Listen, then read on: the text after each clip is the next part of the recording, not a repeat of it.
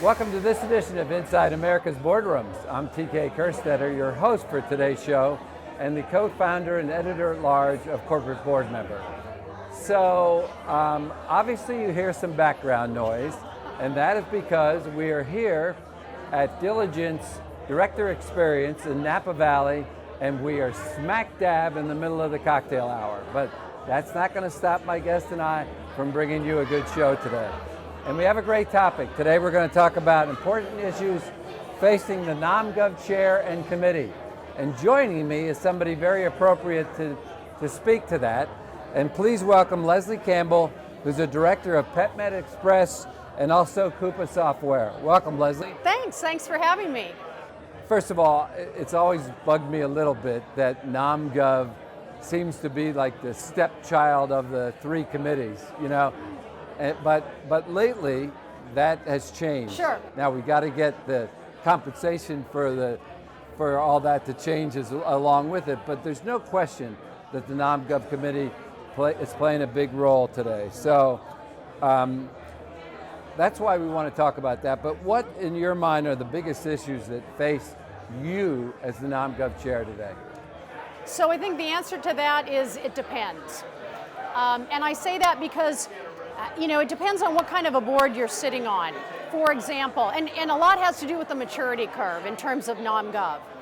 So if you're working with a new company, pre-IPO, private company, smaller startup, the kinds of activities that are challenging for you and the things that are occupying a lot of your time as a NomGov committee are foundational governance things.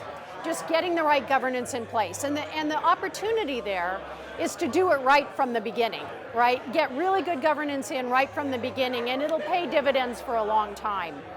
On the other hand, if you're on the board of a more mature company, your activities might be slightly different. You might be unwinding antiquated or less modern governance processes, and you just have a different focus when it's an older organization and more established governance.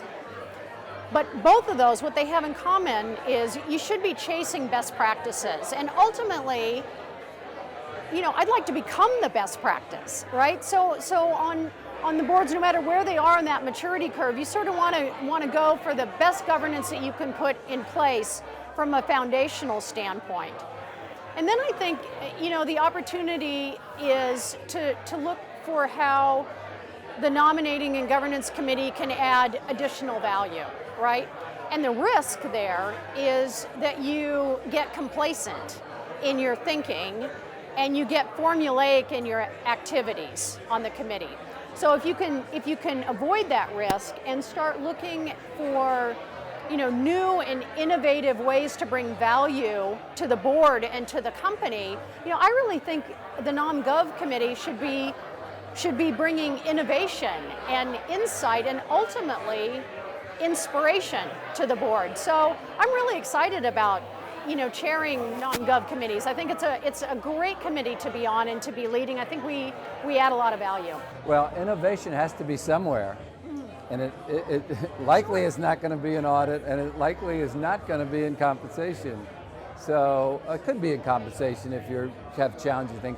But innovation should be everywhere. It should be in all the committees, but certainly NomGov should play a big role in that, in bringing innovative ideas to the board, just to inspire some new thinking. I think it's a really good place for those ideas to enter the boardroom. Well, that's a good segue for me, because when I think of the investor sort of pressure these days, obviously we've seen it in diversity, we're starting to see it a little bit in ESG, but one of the things that's a big buzzword today is culture.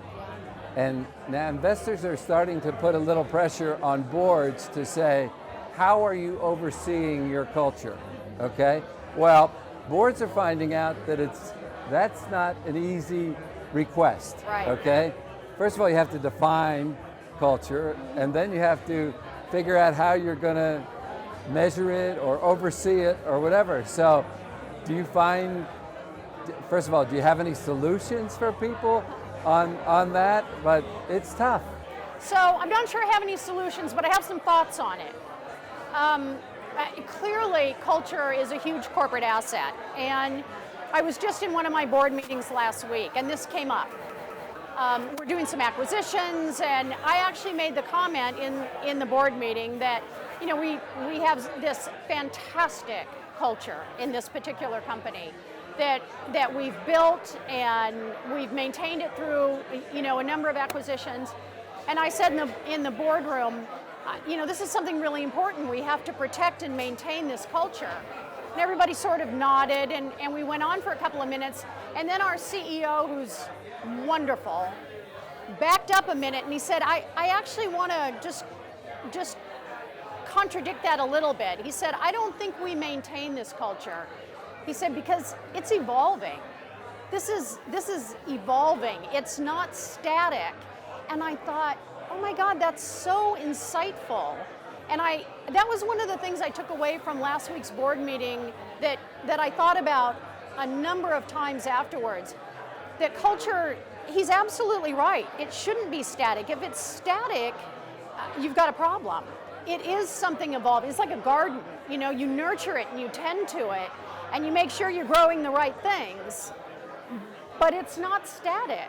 And so I thought that was a very insightful way of looking at culture. And the other thing I started thinking about is culture isn't just confined to your company, because the corporate culture is both influenced by and an influencer of all the other stakeholders. Your investors, your employees, your customers are influenced by your corporate culture. So it's a living, breathing thing. And now that's not a solution, but it's an observation that for me was a big aha this week.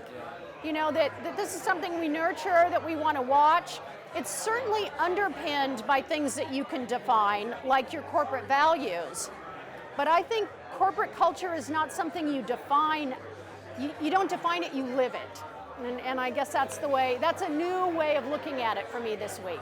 Well, it's nice for you that you can learn one thing on one of your boards and sort of take that to... Absolutely, absolutely. It's one of the benefits of having involvement with more than one company, because they're all in different places. You're working with different perspective, different people, different challenges. So I try to learn and cross-pollinate. Yeah. So we have about 2 minutes left, but I wanted to ask you, as your role in both of these companies as the NomGov chair, you certainly have some responsibility for making sure that the right people are in the room and around the board table. Sure. So companies are going through digital transformation, they're going through new investor pressures, all these things are happening. Sort of how do you make sure you got the right people in the room? Well, you start with what you do have in the room, I think. And you want to leverage and optimize the board that you have. And so you have to do that by, you know, evaluating the board, you know, looking at the skill sets and seeing what you have, educating the board, and making sure the board's engaged. So really making sure that you're getting everything you can out of your existing board members. And then, you know, once you've optimized the current board, then you start looking at, you know, what are the challenges that you see ahead, and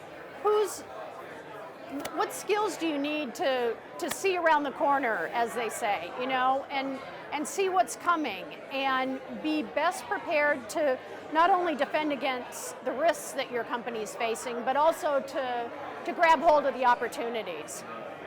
Well, listen, I want to thank you for taking the time to join this wild event here, but it's very helpful, and I want to thank you for sharing. With pleasure. And that will conclude this edition of Inside America's Boardrooms. We hope you enjoyed the show. We'll be back again next week when we take another look at a critical topic that'll help you be a better board member or committee member. So we'll see you then.